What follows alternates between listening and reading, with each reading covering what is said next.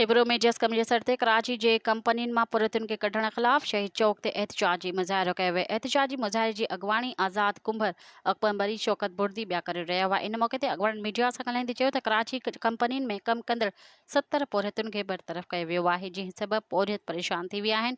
हुननि वधीक चयो त अलनसीस कंपनी कासिम अलनसीस कंपनी मलीर कराची में जेको 72 मुलाज़िम ऐं 10 जेके नियाणियूं आहिनि हुननि खे जबरी तौर बरतरफ़ कयो आहे। उन्हनि 20 साल 15 साल इन कंपनी खे ॾिना, पर उन्हनि खे कंहिं बि नोटिस खां बग़ैर उन्हनि खे बरतरफ़ करे उन्हनि जे लाइ यकदमि गेट बंदि करे उन्हनि खे कंपनी में नेकाली ॾिनी वई आहे। असां सम्झूं था त ही मज़दूर जेके आहिनि ख़ुदा जा दोस्त आहिनि, उन्हनि सां नाजाइज़ी आहे।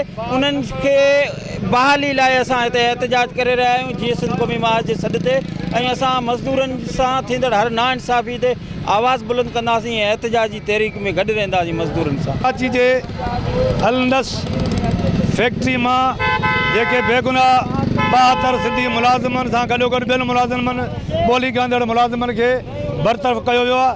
असांजी मज़मत बि कयूं था ऐं एहतजाज नोट कराए सिंध हुकूमत, निगरान हुकूमत ऐं आला अफ़सर खां घुर था कयूं त कराची जे अंदरि सिंधी मुलाज़िमनि सां ॿिटो रवैयो बंदि कयो वञे।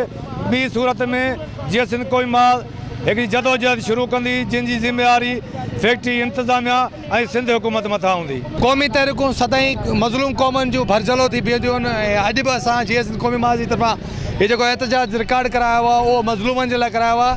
का कंपनी आहे, उन कंपनी जो नालो आहे अलसरी कंपनी आहे। अलसरी कंपनी आहे का उन जे अंदरि जबरी तौर ते जेके सिंधी माण्हू आहिनि उतां खां कढिया विया आहिनि 72 जहिड़ा। ॿी क़ौम का बि न, सिर्फ़ु सिंधी माण्हू जबरी तौर ते कढिया विया आहिनि।